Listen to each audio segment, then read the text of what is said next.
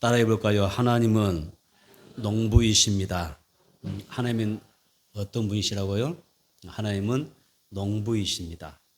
요한복음 15장 1절에 보면 나는 참 포도나무요 내 아버지는 농부이시니라 이렇게 말씀하셨어요. 예수님이 나는 참 포도나무다. 내 아버지는 농부이시다. 이렇게 말씀하셨죠. 하나님은 농부이십니다. 하나님은 농부이시기 때문에 우리의 삶에 풍성한 은혜, 수확의 법을 안겨주시는 그런 분이십니다. 입춘이 언제였습니까? 기억이 나십니까? 입춘이 언제였어요? 2월 3일이었죠. 2월 3일에 우리가 입춘을 지났는데 이제는 그 추웠던 날씨가 이제 많이 풀렸어요. 그죠? 많이 풀려서 3월이 되었습니다. 입춘이라고 하는 이 한자를 보게 되면 여러분들이 잘 아시겠는데 입춘의 한자가 어떤 거였어요? 설립자의 범춘이죠. 그리고 우리가 이 내용을 한번 가만히 생각해 보세요. 우리가 이 입춘 그러면 이제 봄에 들어섰다 이렇게만 우리가 생각하는데 입춘 그러면 이 한자는 어떤 의미가 있는가? 재미있는 표현이 있습니다. 설립자의 범춘이지 않습니까? 이 봄을 이렇게 세운다는 뜻입니다. 봄을 이렇게 세운다. 이제 봄이 일어선다. 설립 범춘입니다. 그럼 우리가 범춘 그다음에 이 설립을 써서 사용할 때 입춘이란 말이 그냥 단순히 봄이 오는가 보다 이렇게 생각할 수 있지만은 봄은 그냥 오는 것이 아닙니다. 여기는 깊은 뜻이 있습니다. 하나님이 우리에게 봄을 주시는 것입니다. 하나님이 약동하는 봄을 이렇게 세워주셨을 때에 우리에게 소망이 있는 그런 삶을 살 수가 있습니다. 우리 역시 농부로서 이 얼어붙은 이 땅을 또 나의 그 심령과 내 가정에 영적인 봄을 이렇게 세우는 진정으로 영적 입춘이 와야 됩니다. 자, 우리는 입춘이 무슨 뜻이라고 하세요? 봄을 세운다. 다시 일어서게 한다는 뜻이거든요. 오늘 여러분들이 하나님 앞에서 나의 그 삶에도 영적으로 진정한 입춘이 와야 되겠죠. 그래서 내 얼어붙은 마음, 살아가면서 굳어버린 내 마음, 또 우리가 이렇게 부드러운 마음을 가지기도 하지만 여러 가지 세파에 시달리다 보면 내 마음이 거칠어지기도 하고 강팍해지기도 하고 메마르기도 하고 상당히 내 마음이 그렇게 부드러운 마음은 아닐 수가 있어요. 다시 한번 하나님께서 여러분들에게 농부이신 하나님이 여러분의 마음에 뭘 일으키셔서 봄을 일으키셔서 신앙의 봄을 일으켜주셔서 여기에서 내가 좋은 신앙의 씨앗을 뿌리고 또 열매를 맺을 수 있는 새로운 해가 되기를 축복합니다. 첫째로 성도는 눈물의 씨를 뿌릴 때 희망이 있습니다. 성도는 눈물의 씨를 뿌릴 때 희망이 있는 것입니다. 참 이 표현을 잘 보세요. 성도는 눈물을 뿌릴 때에 눈물로 뿌릴 때에 희망이 있어요. 여러분 나무는 흙을 떠나 살 수가 없습니다. 물고기는 물을 떠나 살 수가 없습니다. 우리 사람은 어떻습니까? 모든 인간은 창조주가 되시는 하나님을 떠나서는 살 수가 없습니다. 영생할 수가 없죠. 나의 구속주가 되시고 창조주가 되신 하나님을 떠나 살 수 없는 존재다. 그런데 이스라엘 민족이 그 뜻을 저버린 때가 있었습니다. 하나님을 떠나 살 수 없는 존재고 하나님의 다스림 가운데 사들 이스라엘 민족이 어떤 삶을 살았느냐? 하나님을 떠났습니다. 하나님을 등지고 또 하나님의 말씀에 불순종하고 또 하나님이 정말 싫어하는 대로 교만한 가운데 우상을 섬기는 삶을 살았습니다. 결국 어떤 결과가 왔습니까? 이스라엘 민족이 하나님의 노용을 받게 됐죠. 그래서 나라가 망하고요. 이브의 침략을 통해서 나라가 망하고 바벨론의 포로로 끌려가게 됩니다. 하나님을 떠난 그들의 모습입니다. 하나님을 떠난 인생은 그렇게 유쾌할 수가 없어요. 유쾌할 수가 없는 것입니다. 자, 이스라엘 민족이 바벨론의 포로가 돼서 70년의 그 고난의 세월을 살아야 했습니다. 무엇 때문에? 하나님을 떠나 살았기 때문입니다. 오늘 우리도 하나님을 떠나 살 수 없음을 내가 또 내 사랑하는 자녀들이 하나님을 절대 떠나서는 살 수 없다. 이걸 믿으시고 하나님과 더불어 살아가는 해가 되기를 축복합니다. 아멘. 자, 물고기가 뭘 떠나 살 수 없다고 그러세요?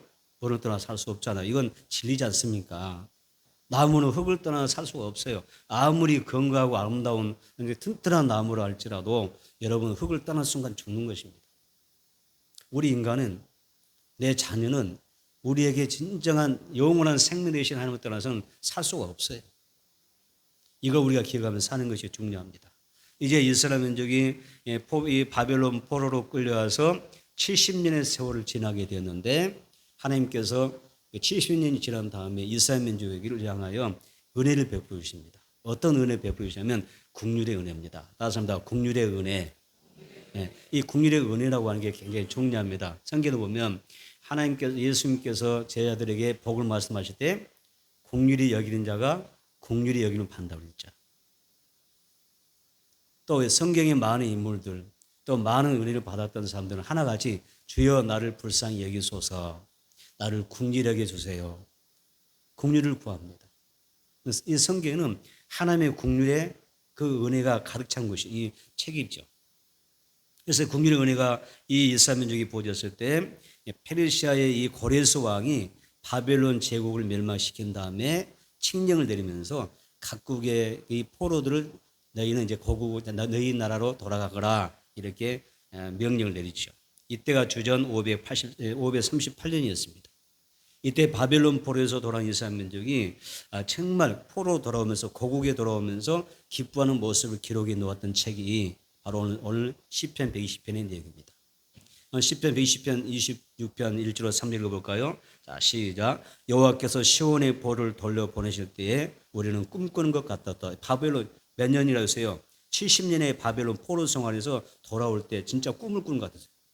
꿈꾸는 것 같았다. 시작. 그때 우리 입에는 웃음이 가득하고 우리 애는 찬양이 찼었도다. 그때 문나라 가운데서 말하기를 여호와께서 그를 위하여 큰일 행하셨다 했도다. 여호와께서를 위하여 큰일 행하셨으니 우리는 기쁘도다. 이 바벨론 포로에서 해방되어 돌아왔을 때 이스라엘 민족이 기뻐하는 장면입니다. 여기 보니까 우리는 꿈꾸는 것 같았다. 너무 의뢰가 되는 거예요. 그 다음 이제 보니까 우리 배는 웃음이 가득하고 우리 애는 뭐가 있어요? 찬양이 찼다. 그리고 마지막 절을 보니까 우리를 향하여 행하신 하나님의 그 큰 일을 바라볼 때에 우리가 정말 기뻤다. 이렇게 이야기하죠. 이스라엘 백성이 바벨론 포로에서 해방된 일은 우연한 것이 아니었습니다. 모든 것이 하나님의 은혜인 줄로 믿습니다. 왜 그러냐면 하나님께서 선지자들 통하여 이 내용에 대하여 이미 말씀으로 예언을 하셨기 때문에 그렇습니다. 그 예언의 성취의 결과로 이스라엘 민족이 이렇게 바벨론 포로에서 벗어났기 때문에 여러분 우연이 된 것이 아닙니다. 이스라엘 백성들은 드디어 하나님의 은혜로 꿈에 그리웠던 정말 그 자기의 고향 산천 고국에 돌아올 수가 있었습니다. 고국에 돌아왔던 백성들은 정말 웃음이 가득하고 그렇죠? 찬양이 넘쳐났고요. 정말 기뻐할 수가 있었습니다. 왜 기뻐하고 찬양하고 감사합니까? 하나님의 은혜였기 때문에. 여기 여러분 이 자리에 있는 것도 은혜인 줄로 믿습니다. 그래서 웃음이 있고 감사가 있고 찬양이 있고 기쁨이 있는 것입니다. 2025년에는 하나님께서 나와 내 가정의 모든 삶 가운데 하나님이 개입하셔서 어떤 은혜 주셨으면 좋겠어요? 국민의 은혜로 함께 하셔서 그 모든 것을 살피셔서 가장 좋은 것으로 도우시고 채워주신 은혜가 있어지기를 축복합니다. 자, 성경의 이 본문은 두 가지 어떤 이 내용을 보면 흐름이 있습니다. 하나는 너무 기뻤다. 바벨론 포로에서 우리가 구원받은 것, 국민의 은혜로 우리가 이렇게 구원받은 것 너무 감사하고 기쁘다. 또 한편에 또 하나가 있어요. 반전의 내용이 있습니다. 시편 120편 5절입니다. 한번 읽어볼까요? 읽어봅니다. 시작. 눈물을 흘리며 씨를 뿌린 자는 기쁨으로 거두려다. 몇 줄 오세요? 눈물을 흘리며 씨를 뿌린 자에 대한 이야기 나오죠. 조금 전까지는 어떤 의미였어요? 우리 입에는 웃음이 가득하고 우리에는 찬양이 막 찼었고 우리는 정말 기쁘다. 하나님의 크신 일을 통하여 우리가 이렇게 바벨론 포로에서 해방되게 너무너무 기쁘다. 이렇게 선포했지 않습니까? 방금 전까지 막 기뻐했어요. 그런데 딱 전환됩니다. 어떻게 됩니까? 눈물을 흘리며 씨를 뿌린 자에 대한 내용으로 넘어가는 것입니다. 왜 이스라엘 백성들이 이렇게 되었을까? 우리는 바벨론의 이 포로에서 구원받은 것, 이 해방되어서 너무 기쁘고 감사하지만 아직도 바벨론은 완벽하게 완전하게 포로가 해방돼서 돌아오지 못한 인원도 있다는 이야기입니다. 다 돌아온 게 아니었습니다. 아직도 돌아오지 못하는 백성이 많다는 거죠. 그래서 우리는 아직도 돌아오지 못한 그 백성들을 향하여 우리가 눈물로 뭐예요? 기도하겠다는 것입니다. 여러분, 우리는 하나님의 구원의 은혜를 받았기 때문에 그 은혜에 감사하면서 사는 삶인 줄 믿습니다. 해 뜨는 때부터 해 지는 때까지 온종일 하나님을 찬양하면서 사는 것이 하나님의 은혜잖아요. 여러분 시편을 봐보세요. 하나님의 백성들이 구원받은 자녀들에게 찬양하라고 할 때 어떻게 찬양하라고 하세요? 하루 종일 찬양하라고 그래요. 해 뜨는 시간부터 해 지기까지 온종일 여호와의 종들아 하나님을 찬양하라 이렇게 이야기합니다. 이것이 우리의 삶이잖아요. 이 한 주간 찬양이 넘쳐나기를 축복합니다. 여러분의 가정에도 찬양이 많이 있었으면 좋겠어요. 여러분의 사업에 터지어도 직장에도 찬양이 흘러넘치길 바랍니다. 얼마나 평화롭고 그렇죠. 얼마나 우리가 마음에 평온을 누립니까? 그런 복을 받아야 되겠죠. 또 우리가 이렇게 감사하고 찬양하며 살아야 되는데 한편에서는 눈물도 필요하다는 거예요. 때로는 울어라 이렇게 하나님은 울어라 말씀하셔요. 우리가 영혼을 품고 그들의 영혼을 위하여 그들의 구원과 해방을 위하여 내가 눈물의 기도로 심어야 된다. 씨를 뿌려야 한다고 말씀하십니다. 그래서 아직도 내가 구원받지 못한 가족이나 내가 정말 사랑하는 지인들이 있다면 존중하고 존경하는 사람이 있다면 내가 뭐 하는 삶이죠? 눈물로 씨를 뿌리는 삶이 돼야 된다. 이렇게 말씀하고 있는 것입니다. 그래서 오늘 성경 본문은요. 이게 두 가지 놀라운 전환이 있어요. 너무 구원을 받은 게 기쁜데 내가 이 은혜 받았는데 이 사랑을 알았는데 그렇죠. 이거 나만 누리고 사느냐. 나만 구원받고 나만 천국 가면 다가 되겠느냐. 아니다. 아직도 구원받지 못한 사람이 너무나 많이 있구나 라고 해서 그대에서 눈물로 기도한다는 것입니다. 시편 126편 4절 볼까요? 자, 시편 126편 4절 읽겠습니다. 여호와여 우리의 포로를 남방 시내들 같이 돌려보내소서. 아직 남아있는 백성들 이야기하는 것입니다. 여러분 이쪽 보세요. 남방 시내들 같이 돌려보내소서 이렇게 이야기합니다. 여기서 나오는 남방은 팔레스틴의 사막지대를 이야기합니다. 팔레스틴의 사막지대인데 이 남방 땅은요. 늘 땅이 건조한 땅입니다. 그럼 메마른 땅이고 여기서 농사를 지으려면 항상 비가 와야 됩니다. 비가 필요한 것입니다. 따라서 하나님께서 농사 지으려고 할 때 때를 따라서 적정한 때에 이 비를 주지 않으면 이 남방은 농사를 지을 수가 없습니다. 농사 지으려면 하나님께서 비를 내려주셔야 되고 물을 땅에 대어주셔서 이 땅이 옥토가 될 수 있도록 씨를 뿌릴 때 싹이 날 수 있도록 도와주셔야 수확할 수 있는 것이 바로 남방입니다. 그래서 농부가 좋은 씨를 뿌린다고 하면 또 사단은 가라지를 뿌리지 않습니까? 자, 그런데 우리가 이런 그 모습을 보여주는데요. 우리 하나님은 어떤 분이세요? 농부시기 때문에. 자, 우리의 포로를 남방 시내들 같이 돌려보내소서라고 무슨 말이야? 이곳 하나님 은혜의 비를 주세요. 은혜 주십시오. 구원받을 은혜 주세요. 은혜 받을 그 은혜, 구원받을 은혜를 부어 주셔야 남겨진 이스라엘의 이 포로들도 기환할 수가 있습니다. 그렇게 간절히 기도한 것입니다. 그러니까 비를 달라고 기도하는 거예요. 찰스 피니가 시카고의 한 거리에 서서 수많은 사람들이 지나가는 광경을 보았어요. 찰스 피니가 수많은 사람이 지나가는 것을 길거리에서 보고 있다가 갑자기 울기 시작하는 거예요. 그래서 곁에 있는 사람이 묻습니다. 왜 우세요? 그러니까 한번 저희를 봐보라. 저 수많은 사람이 예수를 몰라서 그렇죠? 생명이 없이 영생함이 없이 저 영혼도 어디로 가요? 다 지금 지옥을 향하여 가고 있다는 거예요. 지옥에 향하여 지금 달려가는 그 모습을 보니까 너무 가슴이 아파서 운다. 이렇게 이야기하더라는 거예요. 우리에게도 조금만 게 있으면 좋겠죠. 그렇죠? 영혼들을 바라면서 저들도 예수를 알았으면 좋겠다. 저들도 생명이 있었으면 좋겠다. 영생을 얻을 수 있는 그런 은혜가 있었으면 좋겠다. 저도 또 지옥에 들어가지 않냐고 우리와 같이 천국에 들어갈 수 있으면 얼마나 좋을까. 그런 안타까움의 눈물도 때로는 필요하다는 것입니다. 여러분 눈물의 기도는 죽은 자를 살려내는 힘이 있습니다. 그래서 예수님이 영혼을 위해서 눈물을 흘리셨고요. 목자 없이 방하는 그 무리를 바라보면서 너무 안타까워 하셨던 것을 우리는 성경을 통해서 봅니다. 여러분 이 땅에는 많은 눈물이 있는데 이 땅에는 정말 헛된 눈물도 있습니다. 눈물도 보니까 가짜 눈물도 있고 사악한 눈물도 있고 누군가에게 함정에 몰아넣을 수 있는 그런 사악한 눈물도 있잖아요. 그죠? 헛된 눈물도 있고 반면에 나의 그 눈물을 통해서 누군가를 살려내는 이롭게 하는 아멘. 가족 보호마가 일어나고 지역 보호마가 일어날 수 있는 정말 보배로운 눈물도 있다는 것입니다. 영혼의 눈물이 보배로운 눈물이 되기를 축복합니다. 두 번째는 성도는 좋은 씨를 뿌리는 사람임을 기억해야 된다. 우리는 매일매일 씨를 뿌리며 살아가야 될 사람들입니다. 씨를 뿌릴 때는 좋은 밭에 뿌려야 됩니다. 씨는 좋은 밭에 뿌려야 합니다. 그래서 먼저 기도가 선행돼야 되죠. 기도가 앞설 때 좋은 밭이 일궈지는 것입니다. 그 다음에 씨를 뿌리는 것입니다. 그래서 좋은 밭에 씨를 뿌리면 우리가 여기서 좋은 싹이 나고 여러분 정성을 다하면 수확하게 됩니다.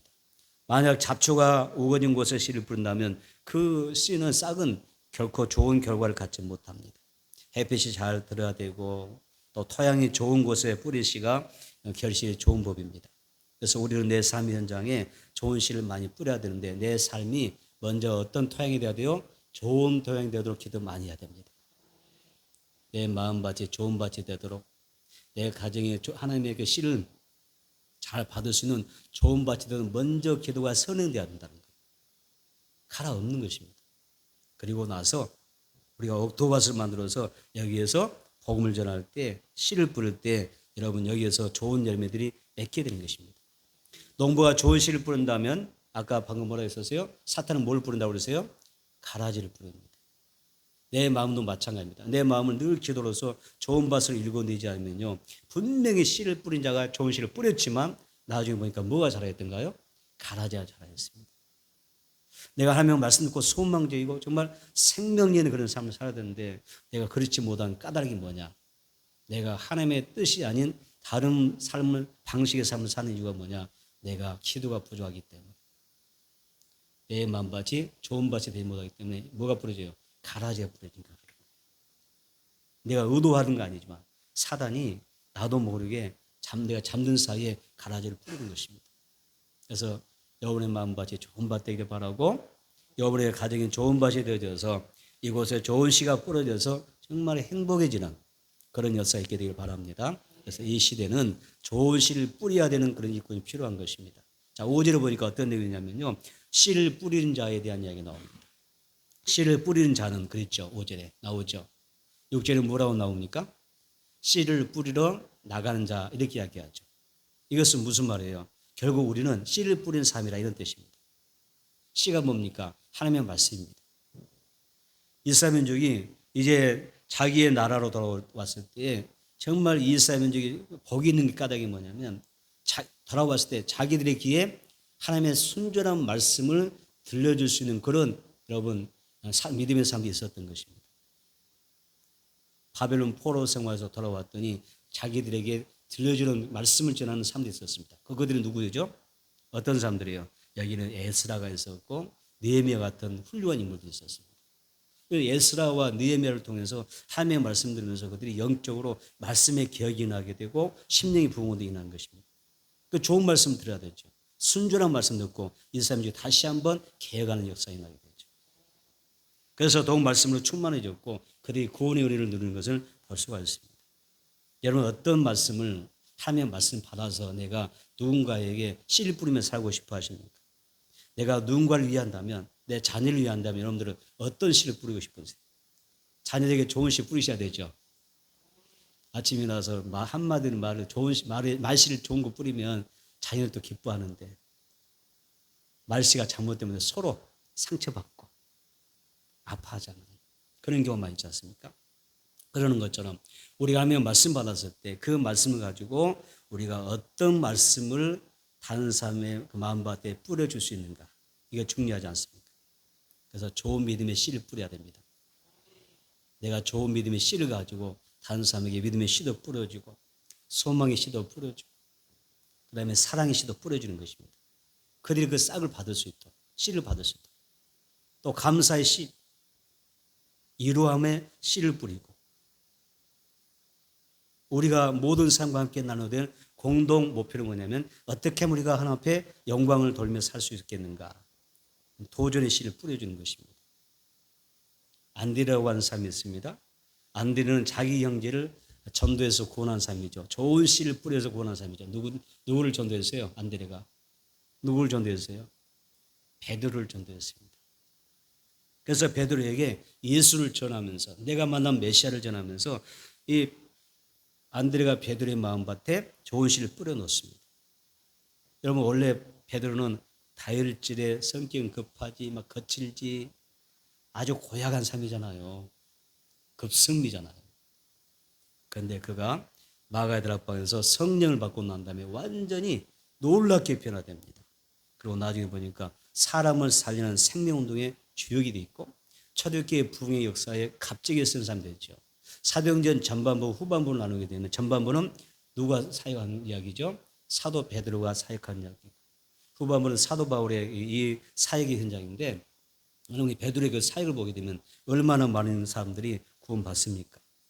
안드레가 전한 복음은 베드로를 구원받게 하는 원인이 되었고 또 베드로를 통하여 수많은 사람을 구원하게 되는 모습을 봅니다. 여러분 세상 사람들에게 사랑하는 사람에게 안드레처럼 나도 좋은 씨를 줘야 돼요. 예수를 주세요. 다섯 번 예수가 생명의 씨다. 아멘. 예수를 줘야 돼요. 예수가 내 자녀에게 마음속에 들어가면 사는 겁니다. 아직도 예수 믿지 않는 부모님도 계시잖아요. 예수님이 그 마음속에 씨가 떨어졌을 때 영이 살고 영생을 받게 됩니다. 좋은 씨를 많이 뿌리세요. 씨를 뿌릴 때 안 뿌리냐면 어때요? 씨를 안 뿌리면 어떻게 되세요? 거둘 수 있어요? 없어요? 안 되죠. 그래서 하나님은 만원대의 영임 받지 않는다. 하나님은 서기를 하지 말아라. 씨를 뿌려야 거기서 나는 거지. 이렇게 말씀하죠. 여러분 씨를 많이 뿌리시기 바랍니다. 마가복음 4장 20절에 좋은 땅에 뿌려졌다는 것은 그 말씀을 듣고 받아 30배나 60배나 100배 계시를 하는 자니라 이런 말씀이었습니다. 하나님의 말씀을 좋은 땅에 이제 뿌려야 됩니다. 농사 잘 지려면요 비료도 잘 줘야 돼요. 적자한테 비료도 주고요. 또 뭘 줘야 돼요? 또 잡초도 제거해 줘야 되고 농약도 잘해 줘야 되고 할 일이 많습니다. 농약도 잘해야 되고 거름도 잘하고 열심히 해야 됩니다. 우리 신앙도 그런 과정을 겪는 것입니다. 오늘 여러분의 가족과 이웃을 향하여 여러분의 신앙과 삶이 있어서 정말 농사 잘 지어서 30배, 60배, 100배 결실을 맺는 그런 모습이 있게 되기를 바랍니다. 시편 126편 5절 6절 시작. 눈물을 흘리며 씨를 뿌린 자는 기쁨으로 거두려다. 울며 씨를 뿌려 나간 자는 반드시 기쁨으로 그 곡식단을 가지고 돌아오리로다. 여러분 눈물 흘리며 씨를 뿌리는 게 쉽지는 않잖아요. 그렇죠? 뭐 눈물 흘린다고 하는 게 쉬운 일이 아니지 않습니까? 그만큼 힘드는 게 사실입니다. 신앙도 내가 정말 예수 와서 정말 잘하려고 생각하면 하나님이 기뻐하는 신앙생활을 하려면 사실은 힘들 수가 있습니다. 신앙을 편안하게 하려면 힘 안 들어요. 내가 정말 하나님의 뜻대로 살려면 힘들어요. 이해 되시죠? 쉽게 신앙생활하면 절대 힘들 일이 없어요. 내가 하나님의 뜻대로 하나님의 말씀 붙잡고 하나님의 영광에서 살려고 하면 그만큼 고된 것입니다. 왜 쉽겠어요? 기도하는 게 쉽겠습니까? 기도 안 하면 편하지만 기도하면 힘들립니다. 씨 뿌리는 게 쉬운 게 아닙니다. 그런데 이런 속담도 있지 않습니까? 자, 어떤 이야기 있어요? 인내는 쓰나 그 다음에 뭐가 있어요? 그 열매는 달다 그랬잖아요. 땀 흘리며 우리가 정말 눈물 뿌리는데 그게 쓰죠. 쉬운 게 아니죠. 우리가 주님을 위해서 아니면 복음을 전한다고 하는 게 얼마나 인내해야 될 때가 많습니까? 그러나 우리가 꿈을 가지고 인내하고 또 인내하면서 끝까지 최선을 다하는 것입니다. 성경 말씀대로 인내는 우리에게 연단을 가져다 주고요. 소망을 이루는 것입니다. 이스라엘 백성이 나라를 잊고 70년 동안 포로 생활하다가 하나님의 은혜로 조국에 돌아왔습니다. 그런데 자기 땅에 딱 왔더니 그렇게 긴졌던 땅, 농사가 잘 되던 땅이 황폐해지는 것입니다. 그리고 보니까 성은 무너졌고 마치 짐승의 굴처럼 그냥 황폐되어 있더라, 굴이 되어 있더라는 것입니다. 이것이 이스라엘 민족이 고국에 들어왔을 때의 모습이고 현실이었습니다. 절망적이었습니다. 그 절망적인 상황에서 이스라엘 민족이 어떻게 했을까요? 여기서 다시 한번 의지를 불태우죠. 결의를 불태웁니다. 뭐에 대한? 우리 다시 재건하자. 하나님이 여기까지 인도하신 것도 하나님의 도움의 역사인 것. 우리가 하나님의 은혜로 살아온 것인데 다시 한번 무너진 것들 어떻게 재건하게 하신 분도 하나님이시니까 땀 흘려 보자. 그러면서 그들이 다시 한번 마음을 가다듬는데 오늘 본문 말씀이니까 눈물을 흘리며 씨를 뿌린 자는 기쁨으로 거두려다. 울며 씨를 뿌려 나간 자는 정녕 기쁨으로 거단을 가지고 돌아오려다. 이것이 바로 희망적인 그 말씀에서 그들의 그 결을 이야기하는 것입니다. 여러분 내 신앙을 한번 들여다보세요. 무너진 부분이 있을 거예요. 내 가정도 자세히 들여다보면 여러 부분이 있을 수 있지만 특별히 영적인 부분에서 영혼이 잘 돼야 육체가 강건하고 범사가 잘 되는 거니까 영혼이 먼저 잘 돼야 되거든요. 먼저 내 가정이 영적으로 무너진 부분이 무언가를 먼저 살피세요. 내 가정에는 뭐가 무너졌는지, 자녀들에게 영적으로 뭐가 무너졌는지, 내 신앙에는 나의 삶이 무너진 게 뭐가 있는가 잘 살피셔서 그 무너진 것들을 재건해야 됩니다. 가정이 재건되고 여러분의 인생이 재건되고 삶이 재건되기를 바랍니다. 여기에 그러면 기쁨이 가득할 것입니다. 말씀을 정리하겠습니다. 세상에는 아직도 예수 밖에는 사람이 많습니다. 또 교회 밖에는 사람도 많죠. 하나님의 의뢰 밖에는 사람도 많습니다. 그런데 우리는 어떤 사람들이죠? 부름받은 사람입니다. 우리 금년도 주제가 있었습니다. 뭐라고 적혀 있나요? 좀 크게 보세요. 시작. 네, 그 사명을 해야 됩니다. 그래서 우리가 그 사람들을 하나님과 사람과의 연결해 주는 사람이에요. 하나님과 사람을 연결해 주는 복음의 다리가 되어주는 것입니다. 그래서 우리가 뭘 잘해야 되냐면 예수님 앞에 사람들을 초청을 잘해야 됩니다. 예수님 앞으로 초청을 해야 됩니다. 시편 120편 6절에 반드시 기쁨으로 그 곡식단을 가지고 돌아오리라. 이 말씀은 세상에서 방하고 있는 아직도 구원받지 못한 우리의 부모 형제를 예수를 믿게 하고 구원받게 하는 일에 힘써야 된다고 하는 의미입니다.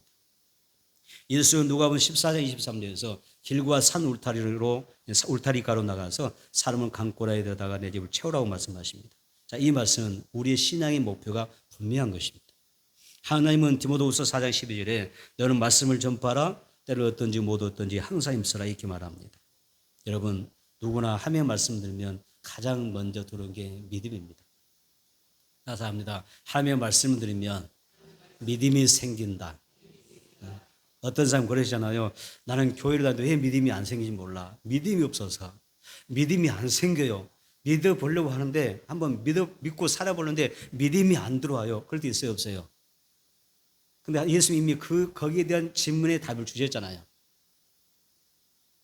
믿음은 말씀을 들음으로 생기는 거예요. 말씀을 안 듣는데 기도하면 안 듣는데 어떻게 믿음이 생기겠어요?